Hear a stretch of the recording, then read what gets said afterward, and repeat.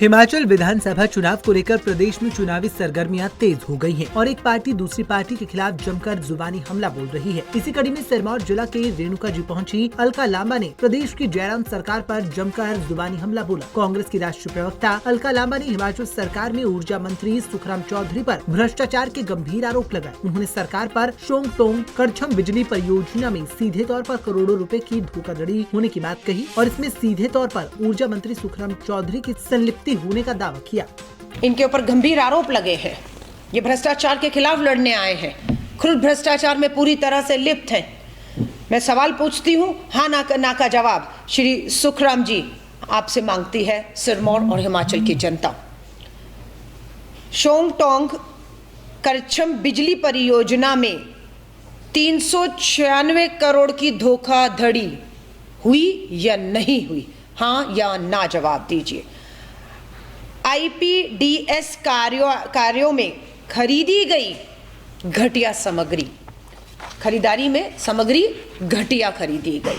आगे मैं आपको बता रही हूँ, जिला सिरमौर में विद्युत मीटर, बिजली के मीटर बदलने का अवार्ड एमके उपरेती ने 2572 रुपए प्रति मीटर की दर से दिया।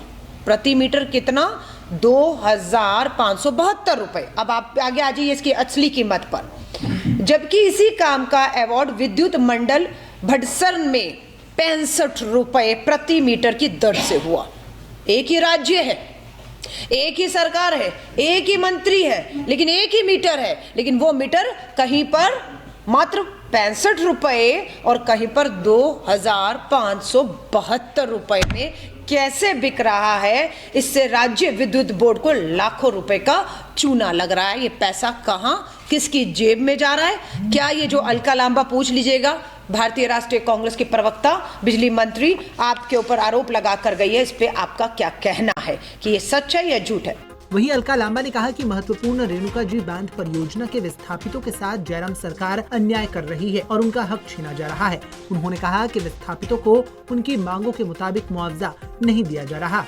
रेणुका जी डैम प्रोजेक्ट में लोगों की जो जमीनें गई हैं, उनके साथ घोर अन्याय आपकी जयराम ठाकुर सरकार कर रही है। उनका हक, उनका उचित मुआवजा जो मिल जाना चाहिए था, वो नहीं मिला। भारतीय राष्ट्रीय कांग्रेस हिमाचल हर उस किसान या भूमालिक से जिनकी जमीनें थी, उनसे वायदा करती है कि सरकार बनते ही हम 4 गुना मुआवजा जो भूमि अधिग्रहण कानून का में वायदा है, वो उन्हें देने का काम कांग्रेस करेगी। वहीं गिरिपार जनजातीय क्षेत्र के मामले में अलका लांबा ने कहा कि चुनावी समय में क्षेत्र को जनजातीय दर्जा देने की कोशिश की जा रही है, जो कि चुनावी जुमला ही साबित हो जाएगा। उन्होंने कहा कि यदि सरकार सही मायने में इसे लेकर गंभीर है तो जल्द लोकसभा का विशेष सत्र बुलाया जाए और इसे कानून में तब्दील किया जाए। तो आप जो संसद का सत्र गया है, उस संसद सत्र में इसे लाते, संसद सत्र बुलाते, चर्चा करवाते और इसे कानून में तब्दील करके इसका लाभ जो है वो हाटी समुदाय के लोगों तक पहुंचाते। लेकिन आपकी नीयत में खोट लग रहा है, इसीलिए आपने इसे चुनावों से कुछ समय पहले सिर्फ एक कैबिनेट में नोट लाकर 2 लाइन का पारित कर दिया। हम आपसे मांग करते हैं, अभी आचार संहिता नहीं लगी, लोकसभा का विशेष सत्र बुलाया जाए, तुरंत बुलाया जाए। चुनावों की घोषणा उससे पहले बुलाइए और इसे कानून में तब्दीली कर।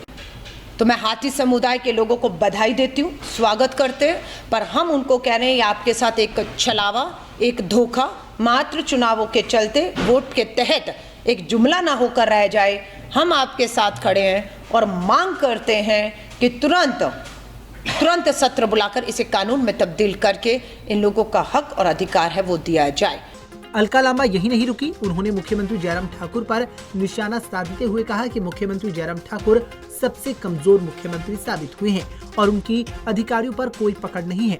आपकी जो पकड़ है वो कमजोर हो चुकी है।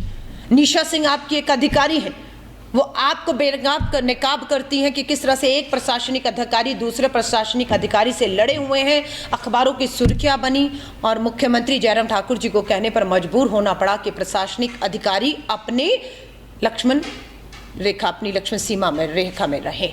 एक मुख्यमंत्री इतना लाचार, इतना असहाय कि उसी के प्रशासनिक अधिकारी उसकी बात सुन नहीं रहे, क्योंकि फैसला कहां से होता है?